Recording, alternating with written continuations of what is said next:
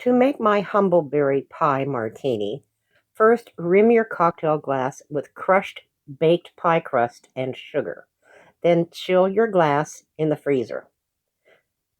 Then add 1 tablespoon of honey, 2 dashes of lemon bitters, 1 ounce of berry vodka, 1 ounce of spiced rum, and 1/2 cup of mixed berries, plus 1/2 ounce of half and half to a blender.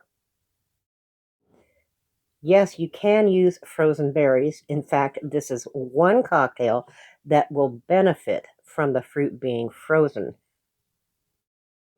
Blend until smooth, then pour into your chilled cocktail glass and garnish with assorted berries. Enjoy your cocktail, but be humble about it.